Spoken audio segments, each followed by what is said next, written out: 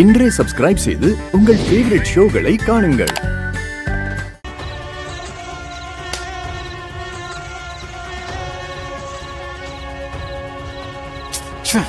நம்ம வீட்டுல நடந்ததெல்லாம் அஞ்சலி அவ அப்பா அம்மா கிட்ட சொல்லிட்டா. ஐயோ, அவளை ஏன் நம்ம தனியா விட்டோம்? வீட்டுல நடந்ததுல ஒரே ஒரு இன்சிடென்ட் தெரிஞ்சாலும் என்ன மொத்தமா அஞ்சலி கிட்ட இருந்து பிரிச்சிருவாங்களே. அஞ்சலி, நீ ஏதாவது சொல்லியிருப்பியா அஞ்சலி? இல்லல, நீ எதுவும் சொல்லியிருக்க கூடாது. நம்ம வீட்டுல நடந்தது உங்க வீட்டுல தெரியவே கூடாது. அவங்களால என் லவ் புரிஞ்சிக்க முடியாது அஞ்சலி. உன் மேல நான் வச்சிருக்கிற அளவு கடந்த லவ்வால தான் நான் இப்படி எல்லாம் பண்றேன். அஞ்சலியை இப்ப பார்க்கணுமே. இப்ப என்ன பண்ணிட்டு இருப்பாவ? அஞ்சலி எங்க எங்க படுத்திருப்பான்னு தெரியலையே.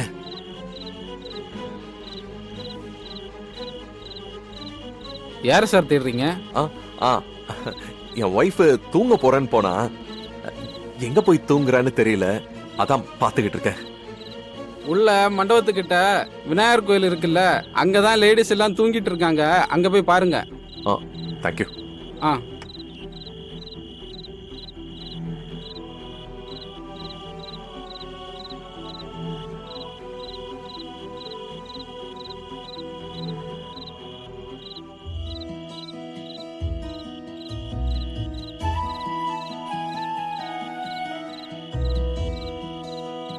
தூங்குதியா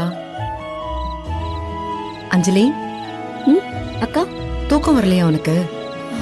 இல்லக்கா, அவரு பாவம் எனக்காக ரொம்ப பொறுத்து போறாரு தெரியுமா? கொசுக்கடையில எப்படிதான் தூங்க போறாரோ. அஞ்சலி, புருஷன் மேல அவ்வளோ அக்கறை இருக்கு.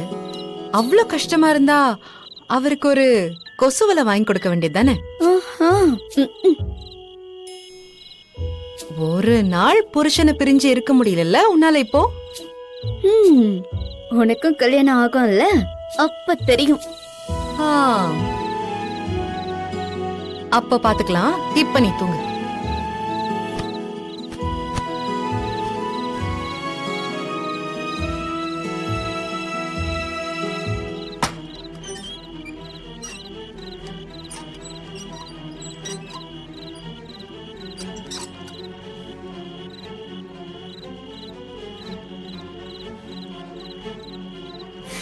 அப்பா, நல்ல வேலை, நல்லா தூங்கிட்டு இருக்கா அஞ்சலி.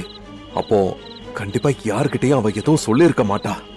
நீ எதையும் சொல்லக்கூடாது அஞ்சலி, சரியா? பிளீஸ். ஓகே, நம்ம போய் தூங்கலாம்.